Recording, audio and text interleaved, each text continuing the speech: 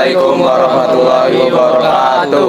Kami dari kelompok 6 dengan mata kuliah Hukum Asuransi dan Pengangkutan Niaga dengan dosen Bu Linda dan juga Bu Rilda ingin menjelaskan kembali ulang tentang materi subjek dan objek hukum pengangkutan niaga. Sebelum menjelaskan materi tersebut, izinkan kami untuk memperkenalkan anggota-anggota kelompok 6, yaitu yang dari pertama.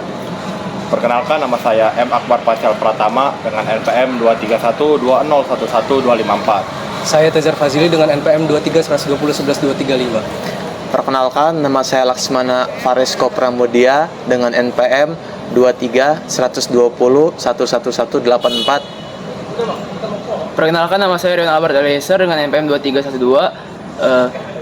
2312-0112-38. Nama saya M. Fadil Bagaskara dengan NPM 2312011268. Berikut penjelasan materi yang akan kami sampaikan. Saya akan menjelaskan tentang pengangkutan jalan, pengangkutan perkereta apian, perairan, dan juga pengangkutan udara. Yaitu yang pertama, pengangkutan niaga. Pengangkutan jalan menurut UU nomor 22 tahun 2009 lalu lintas dan angkutan jalan menjelaskan bahwa pengangkutan jalan adalah aktivitas atau kegiatan perpindahan orang dan atau barang dari satu tempat ke tempat yang lain dengan menggunakan kendaraan di ruang lalu lintas jalan. Pengangkutan jalan merupakan pengangkutan yang meliputi kendaraan umum dalam kegiatan memindahkan orang dan atau barang. Kendaraan umum adalah alat yang dapat bergerak di ruang lalu lintas jalan yang terdiri dari kendaraan bermotor yang digerakkan oleh peralatan teknik yang ada pada kendaraan tersebut dan bertujuan untuk memperoleh ekonomi dari pemungutan biaya. Yang kedua, pengangkutan dengan kereta api, yaitu dengan menurut Undang-Undang Nomor 23 Tahun 2007 tentang perkereta apian. Kereta api adalah sarana perkereta apian dengan tenaga gerak, baik berjalan sendiri maupun dirangkaikan dengan sarana perkereta apian lainnya, yang akan ataupun sedang bergerak di jalan rel yang terkait dengan perjalanan kereta api. Kereta api dalam kegunaannya yaitu dibagi menjadi dua bagian, yaitu yang pertama digunakan untuk mengangkut barang dan juga yang kedua digunakan untuk mengangkut penumpang. Selanjutnya yang ketiga adalah pengangkutan perairan.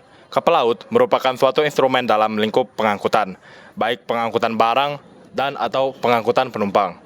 Pengangkutan di perairan adalah kegiatan mengangkut dan atau memindahkan penumpang atau barang dengan menggunakan kapal yang didasari pasal UU nomor 17 tahun 2008 tentang pelayaran. Pengangkutan perairan meliputi kapal niaga, kapal penumpang, kapal barang penumpang, dan kapal barang dengan akomodasi penumpang terbatas. Kapal niaga adalah kendaraan air dengan bentuk dan jenis apapun yang digerakkan dengan tenaga mekanik, termasuk kendaraan yang berdaya dukung dinamis. Beberapa jenis kapal niaga yaitu kapal yang digerakkan dengan tenaga mekanik dan kapal yang berdaya dukung dinamis. Kapal penumpang merupakan kapal yang dibangun khusus untuk mengangkut penumpang. Kapal barang penumpang merupakan kapal yang dibangun untuk mengangkut barang dan penumpang bersama-sama. Dan kapal barang adalah kapal dengan akomodasi penumpang yang terbatas, yang berarti kapal barang biasa, tetapi diizinkan membawa penumpang dalam jumlah terbatas. Dan selanjutnya yang keempat adalah pengangkutan udara. Menurut UU nomor 1 tahun 2009 tentang penerbangan, dijelaskan bahwa angkutan udara adalah setiap kegiatan dengan menggunakan pesawat udara untuk mengangkut penumpang, kargo, dan atau pos untuk satu perjalanan, atau lebih dari satu bandar udara ke bandar udara yang lain atau beberapa bandar udara. Di mana dalam angkutan udara meliputi angkutan udara niaga dan bukan niaga. Angkutan udara niaga merupakan suatu kegiatan untuk memindahkan atau mengangkut penumpang atau barang untuk umum dengan adanya pemungutan biaya. Sedangkan angkutan udara bukan niaga adalah angkutan udara yang digunakan untuk melayani kepentingan sendiri yang dilakukan untuk mendukung kegiatan yang usaha pokoknya selain di bidang angkutan udara. Pengangkutan udara dilakukan oleh pesawat udara sebagai alat untuk melakukan kegiatan tersebut.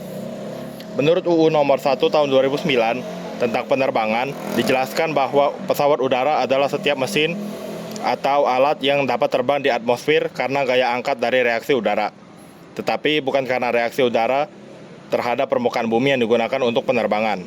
Pesawat udara juga meliputi pesawat terbang dan juga helikopter, di mana pesawat terbang merupakan pesawat udara yang lebih berat dari udara, bersayap tetap dan dapat terbang dengan tenaga sendiri, sedangkan helikopter merupakan pesawat udara yang lebih berat dari udara, bersayap putar yang rotornya digerakkan oleh mesin.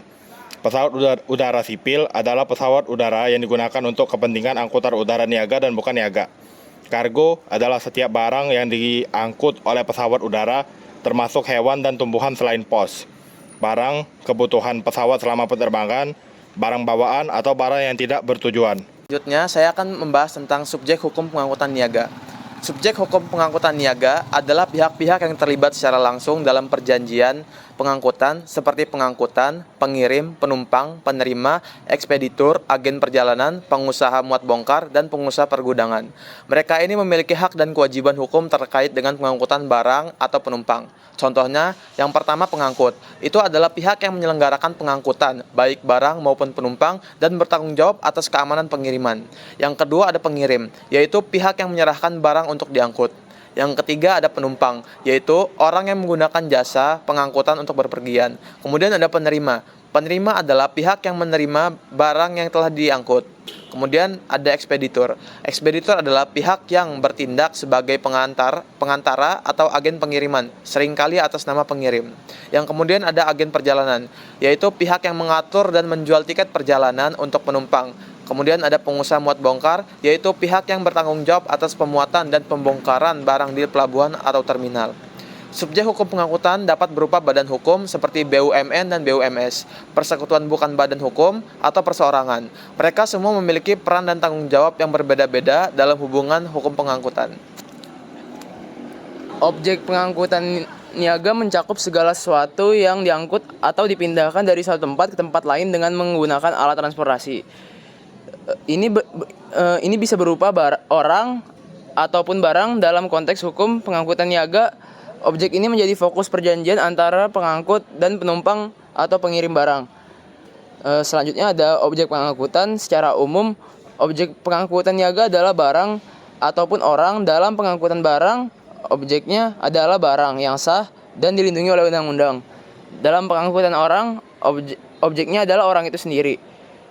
Lalu ada perjanjian pengangkutan, yaitu hukum pengangkutan niaga yang mengatur segala hubungan antara pengangkut, seperti perusahaan bus atau kapal laut, dengan penumpang ataupun pengirim barang.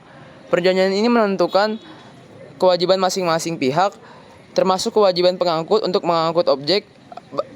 Perjanjian pengangkutan. Hukum pengangkutan niaga mengatur hubungan antara pengangkut, seperti perusahaan bus atau kapal laut, dengan penumpang atau pengirim barang.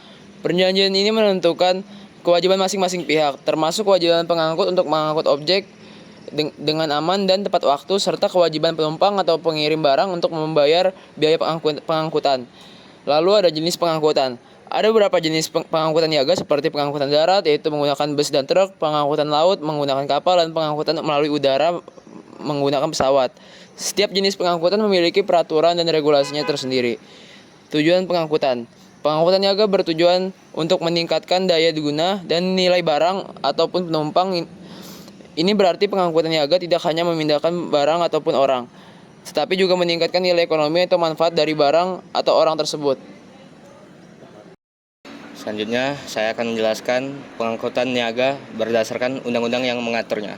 Yang pertama ada pengangkutan niaga di jalan raya. Undang-undang yang mengatur pengangkutan niaga di jalan raya ada Undang-Undang Nomor 22 Tahun 2009 tentang lalu lintas dan angkutan jalan. Kemudian yang kedua ada Peraturan Menteri Perhubungan Nomor 60 Tahun 2019 tentang penyelenggaraan angkutan orang dengan kendaraan bermotor umum tidak dalam trayek. Dan yang terakhir Peraturan Menteri Perhubungan Nomor 74 Tahun 2021 tentang penyelenggaraan angkutan barang di jalan. Inti dari pengaturan yang pertama ini, pengangkutan niaga adalah angkutan untuk umum yang dikenakan biaya atau berbayar, harus memiliki izin operasional, wajib memenuhi persyaratan teknis dan layak jalan, harus dilengkapi dengan STNK, KIR atau uji berkala, serta memiliki pengemudi dengan SIM sesuai golongan. Kemudian yang kedua ada pengangkutan niaga di laut. Undang-undang yang mengatur adalah Undang-Undang Nomor 17 Tahun 2008 tentang pelayaran dan Peraturan Menteri Perhubungan Nomor PM 59 Tahun 2021 tentang penyelenggaraan angkutan laut. Inti dari pengaturan ini adalah Jasa angkutan barang atau penumpang yang dilakukan dengan kapal laut dikenakan biaya. Dan wajib memiliki izin usaha angkutan laut atau SIUPAL, surat izin berlayar, dan dokumen kapal lengkap, sertifikat keselamatan, dan daftar kru. Dan badan usaha pengangkutan laut harus berbentuk PT dan berkedudukan di Indonesia. Yang ketiga ada pengangkutan niaga udara. Undang-undang yang mengatur adalah Undang-Undang Nomor 1 Tahun 2009 tentang penerbangan dan Peraturan Menteri Perhubungan Nomor PM 35 Tahun 2021 tentang penyelenggaraan angkutan udara dan niaga. Inti dari pengaturan ini, angkutan udara niaga adalah layanan angkutan udara berjadwal atau tidak berjadwal yang dilakukan dengan biaya, serta wajib memiliki izin usaha angkutan udara niaga, izin rute penerbangan, Air Operator Certificate, serta diatur pula soal tanggung jawab terhadap penumpang dan barang. Kemudian yang terakhir ada pengangkutan niaga dengan kereta api. Undang-undang yang mengatur adalah Undang-Undang Nomor 23 Tahun 2007 tentang perkereta apian, Peraturan Menteri Perhubungan Nomor PM 63 Tahun 2019 tentang penyelenggaraan angkutan orang dengan kereta api, dan Peraturan Menteri Perhubungan Nomor PM 64 Tahun 2019 tentang penyelenggaraan angkutan barang dengan kereta api. Inti dari pengaturan yang terakhir ini adalah angkutan niaga kereta api dapat dilakukan oleh BUMN atau swasta yang memiliki izin usaha, serta wajib menyediakan prasarana dan sarana sesuai standar keselamatan dan kenyamanan, dan terdapat kewajiban pengangkut terhadap kerusakan atau kehilangan barang yang diangkut.